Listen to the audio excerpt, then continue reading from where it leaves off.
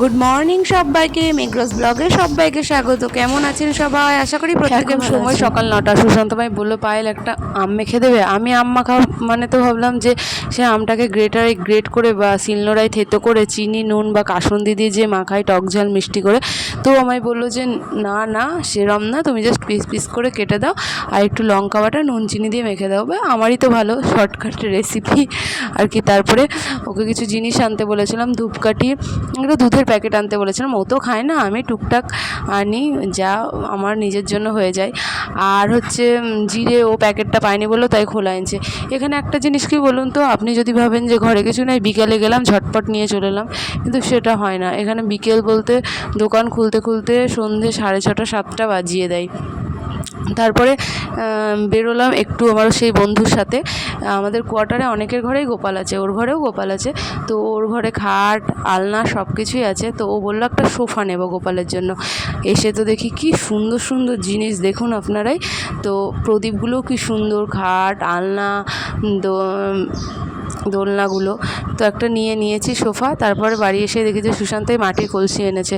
তা তো আপনারা সকলেই জানেন এই মাটির কলসিগুলো এখন কতটা আরামদায়ক, কতটা জল ঠান্ডা রাখছে। ফ্রিজ যতই থাক তবু এগুলো বেশ একটা ভালোই লাগছে, জল যা ঠান্ডা থাকছে। তারপরে ব্যালকনিতে এসে দেখছি যে একটা কাক বসে, ভালো করে লক্ষ্য করে দেখলাম সেটা চিল। তো ক্যামেরা বন্দি করলাম। আর এদিকে আমার দুপুরে রান্নাও রেডি। দুপুরের মেনুতে ছিল সয়াবিন আর ছুটির চচ্চড়ি, সেই সর্ষে পোস্ত বাটা দিয়ে, আর আমের চাটনি একটু পাতলা করেই করেছি সর্ষে ফোড়ন দিয়ে। ওই শুকনো লঙ্কা মৌরি মেথি এগুলো ফোড়ন মানে ভেজে রোস্ট করে সুন্দর করে আচার বানাবো ভেবেছি। বিকেলে খাওয়া দাওয়া করে বিকেলে এখন চলে এসেছি ছাদে। আর এখানে প্রায় বাচ্চাগুলোই জানেন তো ছাদে বেশি খেলা করে, নিচেও খেলা করে। আর ঠিক সন্ধ্যের পরে একটু বেশি লোক হয় ছাদে, মানে রান্না টান্না সেরে সবাই ছাদে আসে।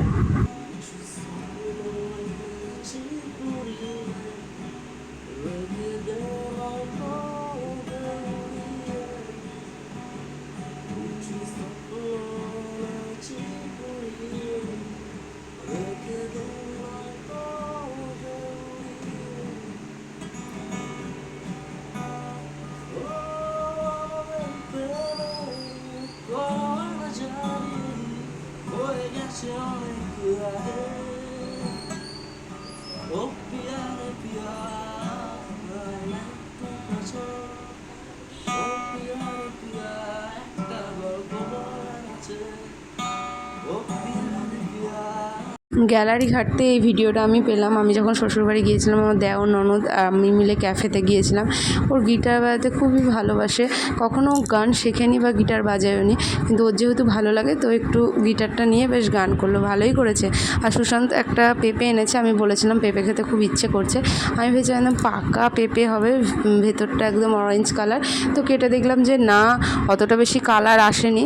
যাই হোক, এবার সুশান্তকে কেটে দিই, পিস পিস করে কেটে দিলাম। তো একটা মুখে নিয়ে দেখছি দারুণ মিষ্টি, কিন্তু খেতে বেশ ভালোই।